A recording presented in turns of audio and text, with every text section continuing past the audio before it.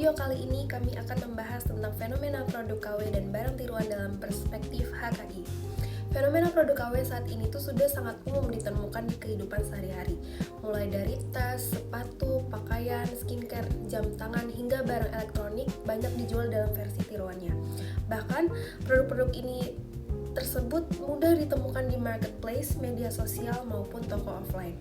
Padahal, keberadaan produk KW berkaitan erat dengan pelanggaran hak kekayaan intelektual atau HKI. Oleh karena itu, melalui video ini kami akan membahas konsep HKI yang berkaitan dengan produk KW, dasar hukum yang digunakan, contoh kasus nyata, analisis hukum kelompok, serta kesimpulan mengenai fenomena tersebut. HKI atau hak kekayaan intelektual adalah hak yang diberikan kepada seseorang, kelompok, atau perusahaan atas hasil karya, kreativitas, dan inovasi yang mereka ciptakan. HKI ini bertujuan untuk melindungi hasil karya agar tidak digunakan, ditiru, atau diperbanyak tanpa izin. HKI itu memiliki beberapa jenis seperti hak cipta merek, paten desain industri, dan rahasia dagang. Namun, dalam kasus produk KW, jenis HKI yang paling berkaitan adalah hak merek. Merek merupakan identitas suatu produk yang membedakannya dengan produk yang lain. Merek dapat berupa nama, logo, simbol, tulisan, desain, atau kombinasi semuanya. Contohnya seperti Nike dengan logo swoosh-nya, Adidas dengan 3 garisnya, atau Gucci dengan desain khasnya. Melalui merek, konsumen dapat mengenali kualitas dan asal suatu produk. Karena itu, merek memiliki nilai ekonomi yang sangat besar bagi perusahaannya. Sedangkan produk KW adalah barang tiruan yang dibuat menyerupai produk asli. Biasanya, kemiripan dibuat semirip mungkin agar konsumen tertarik membeli. Mulai dari logo, nama brand, warna, desain, bahkan kemasan sering dibuat menyerupai produk original. Produk KW umumnya dijual dengan harga jauh lebih murah dibandingkan barang asli.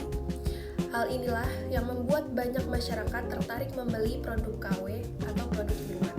Namun, walaupun dianggap lebih murah dan mudah didapatkan, produk KW sebenarnya dapat merugikan banyak pihak karena melanggar hukum hak kekayaan intelektual.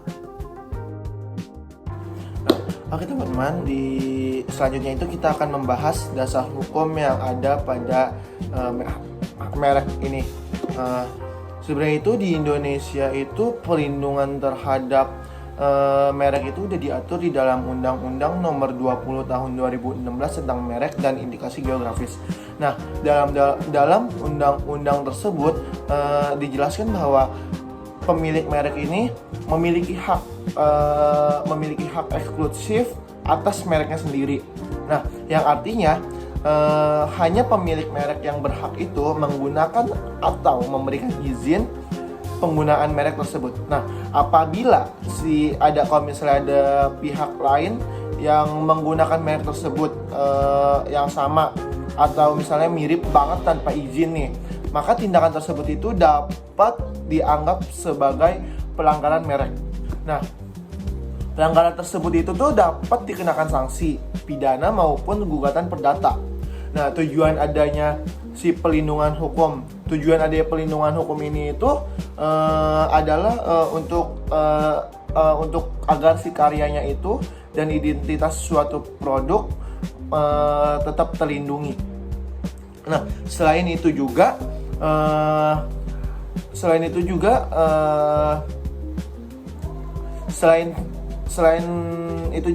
melindungi pemilik merek juga itu, hukum HKI ini bertujuan juga melindungi konsumen agar nggak ditipu atau merasa tertipu oleh barang-barang palsu yang ada di luar sana.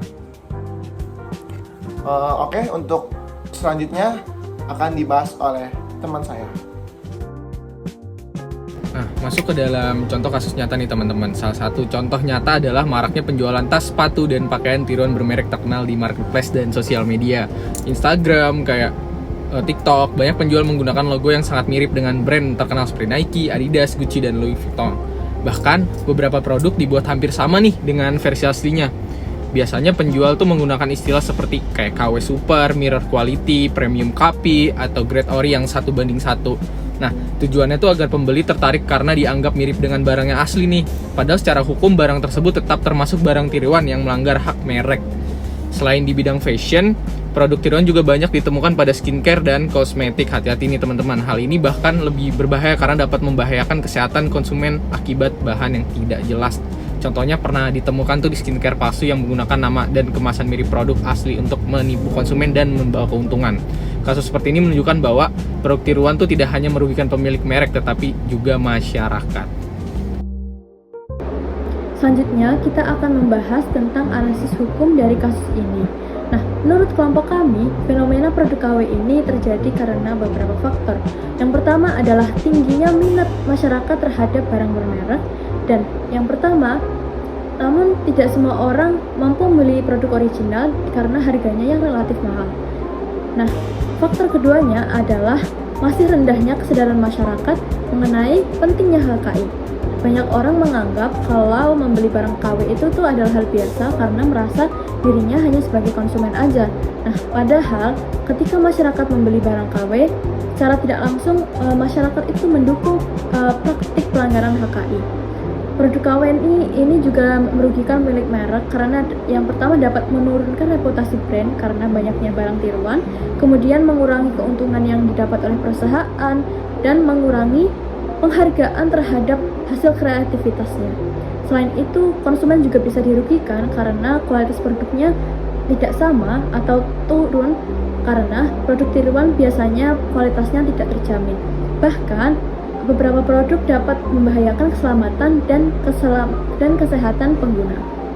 Kemudian menurut kelompok kami, penegakan hukum terhadap produk palsu di Indonesia masih perlu ditingkatkan, terutama dalam pengawasan penjualan online yang semakin luas seperti di online shop dan lain-lain. Marketplace juga seharusnya memiliki pengawasan yang lebih ketat terhadap penjualan barang palsu, karena banyak produk tiruan yang masih bebas diperjualbelikan hingga saat ini. Selain penegakan hukum, kita juga perlu mengedukasi kepada masyarakat. Perlu diberikannya pemahaman bahwa penghargaan HKI berarti menghargai hasil karya dan kreativitas dari orang lain. Sebagai penutup, kami dari kelompok 8 ingin menyampaikan beberapa kesimpulan dan pembahasan yang telah kami paparkan. Yang pertama, produk KW dan barang tiruan merupakan bentuk nyata pelanggaran hak kekayaan intelektual, khususnya terhadap hak merek yang dilindungi oleh Undang-Undang Nomor 20 Tahun 2016 tentang merek dan indikasi geografis. Yang kedua, fenomena ini tidak hanya merugikan pemilik merek asli dari sisi reputasi maupun finansial, tapi juga berdampak negatif bagi konsumen yang beresiko mendapat produk berkualitas rendah, bahkan membahayakan kesehatan dan keselamatan mereka. Maraknya penjualan produk tiruan di marketplace dan media sosial menunjukkan bahwa pengawasan terhadap peredaran barang palsu secara daring masih perlu diperkuat, baik oleh pemerintah maupun platform itu sendiri. Rendahnya kesadaran pentingnya HKI menjadi salah satu faktor utama yang mendorong khususnya berkembang pasar produk KW. Demikian pemaparan dari kelompok 8, semoga video ini bermanfaat dan dapat menambah pemahaman kita semua tentang pentingnya hak kekayaan intelektual. Terima kasih atas perhatiannya.